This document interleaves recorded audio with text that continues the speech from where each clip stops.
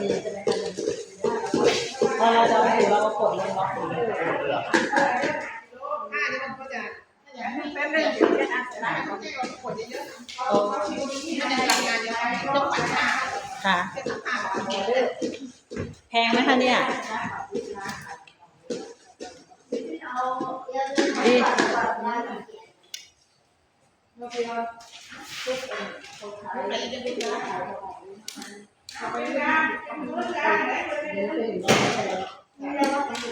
แต่ตัวนี้ฉันไม่ถึงนะดูแล้วนะเกี่ยวเรากับเกี่ยวย่ำหัวต้องก่อนแจ้แค่สั้นแล้วค่ะแค่สั้นแล้วหรือว่าพี่น้องทำไมไม่เกี่ยวที่นี่เนี่ยลูกมันมีเกี่ยวไอ้ขาวๆขี้นกเอาอะไรมาขูดนะมันก็เข้าทางหมอภูมิไทยเนี่ยเวลาเด็กทำงานต้องมีเวลาเด็กขึ้นจะทำให้เกิดประโยชน์การใช้ชีวิตได้แล้วเด็กฟังมาว่าออกเลยแล้วเราไปนี่เราตั้งหุบ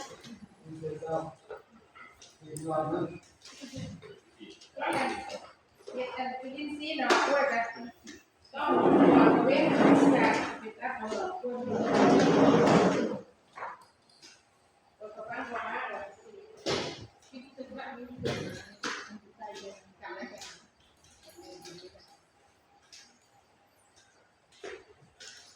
คือแค่เพราะว่าเกี่ยวกับเขาแบบเกิดต้องมาหัวทีนี้ก็เห็นกับก็ซื้อมาเขาดูไอ้เย็นบ้านน้องเว้นมันจะประกาศเป็นเรื่องของการแยกกันเขาเลยเขาใช้ตัวกระยานพันในวงหัวทำมาสองวันยายได้ก็ลงเลย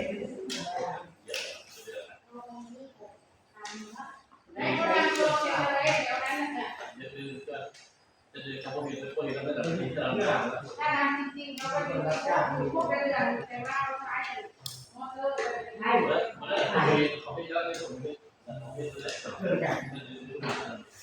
มีเรื่องทำเดี๋ยวเรื่องท